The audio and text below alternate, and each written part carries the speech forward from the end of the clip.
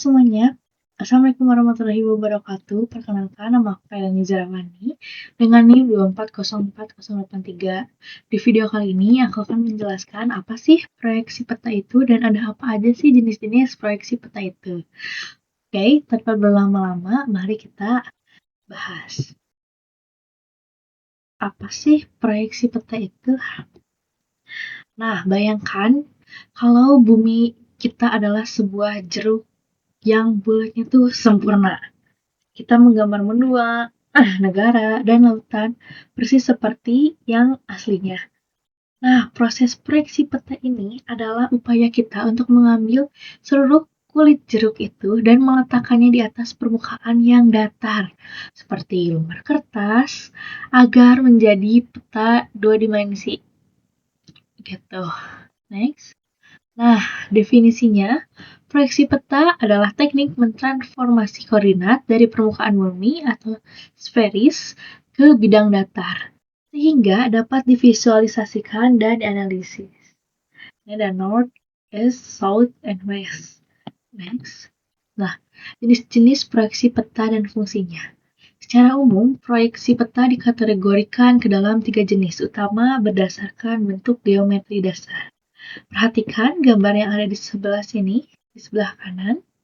Cari perbedaannya dan akan aku jelaskan secara sederhana dari perbedaan ketiganya. Ini ada yang normal ya, normal, ada transversal, ada miring, ada azimutah, ada yang kerucut, ada yang silinder, ada silinder. Ini ada transformation center. Nah, azimuthal atau zenithal. Nah, yang seperti ini ya, yang seperti gambar. Nah, kelebihannya, yang pertama, akurat dalam menjaga arah dari titik pusat proyeksi. Dan yang kedua, cocok untuk navigasi udara dan laut di sekitar kutub. Oke, kekurangannya. Yang pertama, distorsi bertambah ketika menjauh dari titik pusat. Yang kedua, tidak cocok untuk wilayah yang luas atau lintang menengah. Selanjutnya ada proyeksi silinder. Nah, silinder ya kayak yang dalam tabung itu, nih yang di sebelah sini ya, kayak si buminya tuh ada di dalam tabung kayak diselimuti oleh tabung silinder. Nah, apa sih kelebihannya? Yang pertama, untuk mempertahankan bentuk di wilayah dekat ekuator. Yang kedua, cocok untuk navigasi laut karena arah tetap lurus. Nah, kekurangannya yang pertama itu distorsi besar di dekat kutub. Yang kedua, luas wilayah menjadi tidak proporsional seperti terlihatnya Greenland sebesar Afrika. Nah, untuk contohnya ada di sini. Nah, yang silinder itu namanya tuh Mercator. Nah, ini jadi kayak si bumi itu ada di dalam sebuah silinder. Nah, di sini itu adalah silinder. Oke, selanjutnya nah, ini ada proyeksi kerucut atau konik. Kelebihannya sangat cocok untuk wilayah lintang menengah yang membentang dari barat ke timur seperti As atau Eropa. Terus distorsi kecil di sekitar garis singgung. Kekurangannya tidak cocok untuk wilayah global atau daerah kutub nih, seperti gambar nih. Ini kerucut ya, jadi buminya tuh ada di dalam kerucut gitu. Nah, next. Ini ada distorsi dalam proyeksi peta.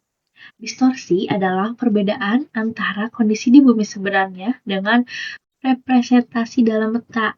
Ada 4 aspek utama distorsi. Yang pertama, bentuk. Bentuk tuh kayak perubahan proporsi wilayahnya. Yang kedua ada luas, kayak beberapa wilayah terlihat lebih besar atau kecil dari jarak sebenarnya, dari aslinya gitu. Yang ketiga ada jarak. Jadi jarak antar titik tidak selalu konsisten. Kadang ada yang konsisten, kadang juga ada yang berbeda-beda lah. Dan yang terakhir adalah arah. Arah tuh relatif antar lokasi bisa melenceng. Saya di sini harusnya ke utara malah ke selatan. Tapi nggak selalu juga sih. Tuh. Oke, nah selanjutnya ada proyeksi UTM atau Universal Transverse Mercator. Nah, yang tadi di sini itu adalah Mercator. Nah, yang ini tuh adalah UTM, adalah Universal Transverse Mercator. Apa sih UTM itu? Nah, UTM adalah sistem koordinat global yang menggunakan proyeksi transverse Mercator dan membagi bumi menjadi 60 zona bujur, masing-masing selebar 6 derajat. Nah, setiap zona itu memiliki meridian tengah sendiri yang menjadi pusat proyeksi transverse Mercator untuk zona tersebut. Nah, ini kita bisa dilihat ya.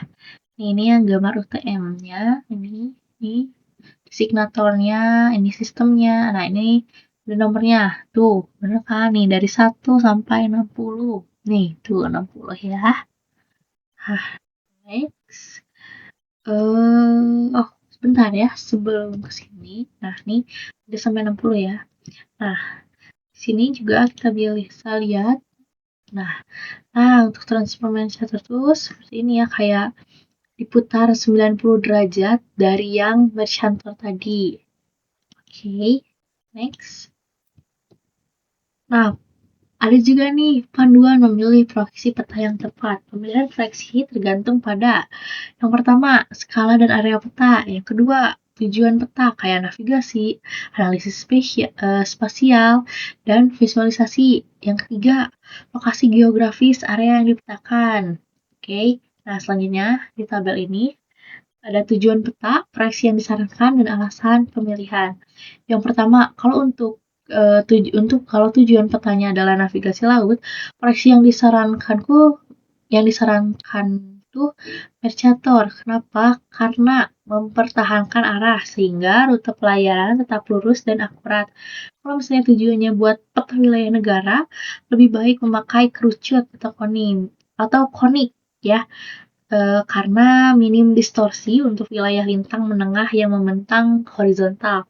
Kalau untuk peta dunia tuh pakainya Robinson atau Winkel Triple karena menyediakan kompromi terbaik antara bentuk, luas, dan arah pada skala global. Terus kalau untuk peta topografi lokal tuh pakainya Transverse Mercator. Kenapa? Karena akurat untuk wilayah sempit secara vertikal seperti jalur jalan atau sungai.